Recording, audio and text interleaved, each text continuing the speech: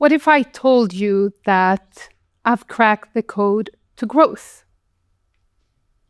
And it starts with diversity and inclusion. Bear with me, it might sound idealistic, I understand. But for over a decade working across diplomacy, entrepreneurship, and innovation, there's something that I've learned, and it's that most of the challenges can actually be solved by creating growth, whether it is growth that is personal, organizational growth, or economical growth. Because growth opens doors that policies cannot. It creates independence, curiosity, connection, and where inclusion stops being an initiative and starts becoming a natural practice. And for me, this was not a theory at all. It was a lived experience. It was a journey. And I'm going to bring you with me in this journey.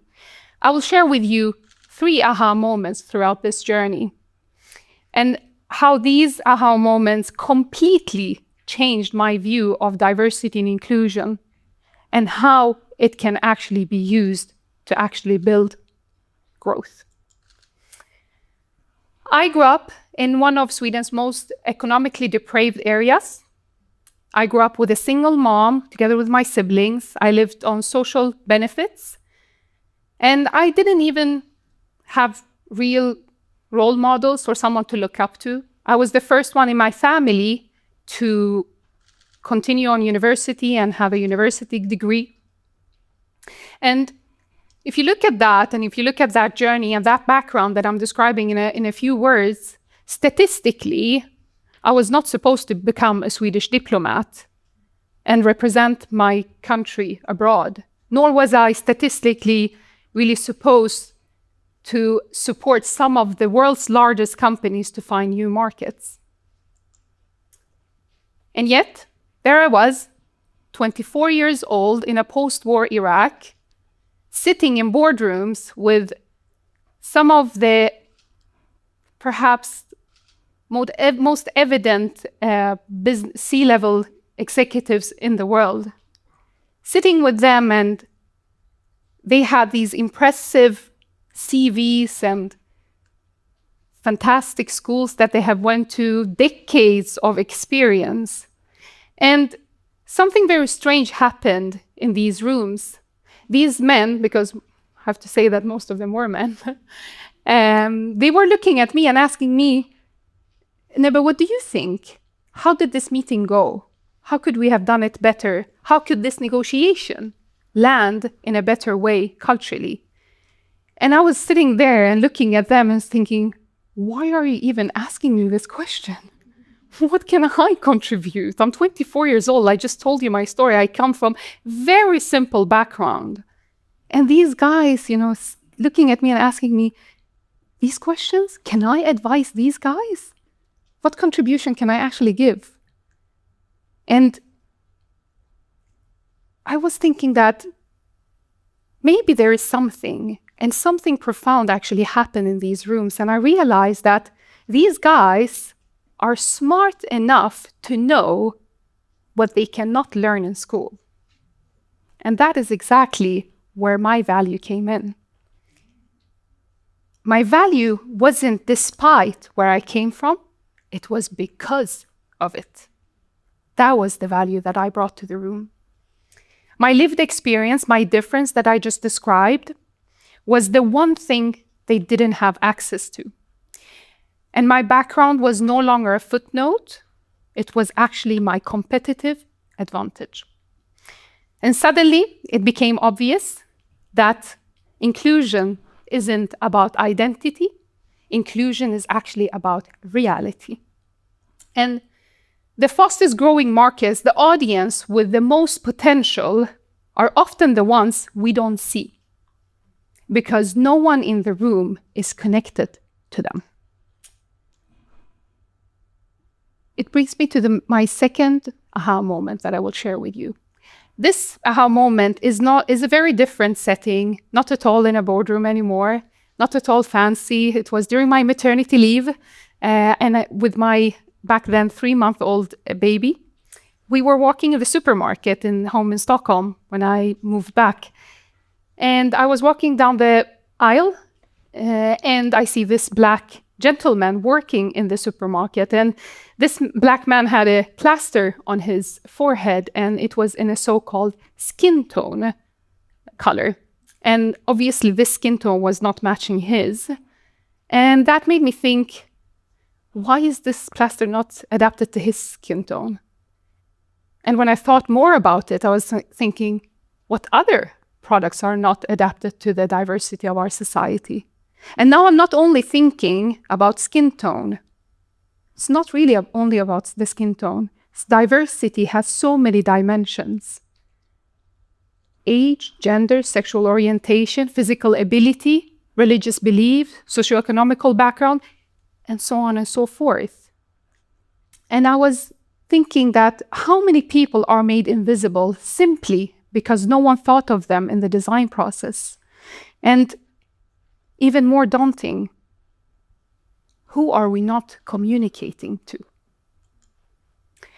I started a company that does plasters in different skin tones. As simple as that.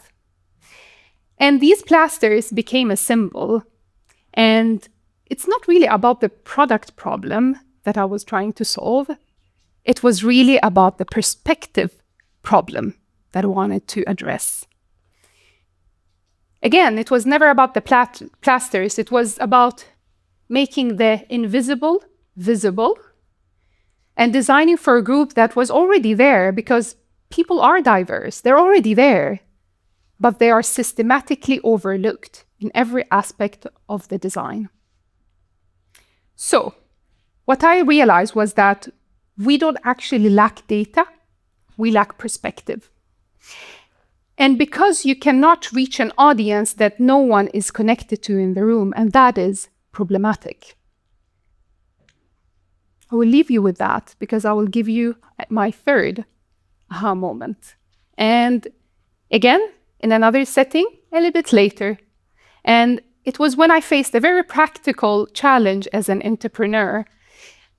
I simply needed to find an assembly line for my products, the plasters. And I wanted to find a way to pack my products in a sustainable, affordable, and in a way that aligns with my values. So I asked myself the very question that I typically ask the companies that I advise, and that is, how can I use diversity and inclusion to create growth? And that question led me to a very unexpected place. It led me to the probation service in Sweden. For the past 5 years, my company or my products have been packed in the probation service system in Sweden. It was packed by people waiting for trial, people that are rebuilding their lives. And this partnership became one of the things that I'm mostly proud of as an entrepreneur. Not only is it sustainable for my business, it also gives these individuals a sense of purpose, something to do, a line in their CV, a routine, and maybe most importantly, dignity in a very difficult time. And something very beautifully happened as well that I wasn't expecting, but it was a very nice example of how you can work with diversity and inclusion, because this partnership actually contributed to these individuals in a very positive way for their mental health. So, growth isn't only about what we create. Growth is about how we uplift others along the way. And it invites to a much bigger question, a question that is one for leaders, for entrepreneurs, and for individuals alike. And I look at all of you here in the audience, and I want to ask you, what can you do to create impact for others while you're building whatever you're building? Because inclusion is not about designing products, it is about designing opportunities to others. So, let me bring it all back together. We started with a market that was never a niche. We are diverse, all of us here are diverse, and we learned that my difference, or I learned that my difference was actually my relevance, and realizing that problem is not, most of the time, the situation is not that the data is lacking, it is actually the perspective that we lack. And finally, I saw what happens when you design in an inclusive way from the start.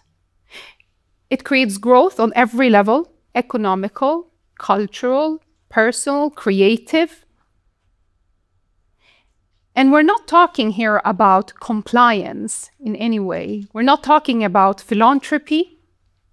What we're talking about is that the most overlooked engine for value creation in modern history.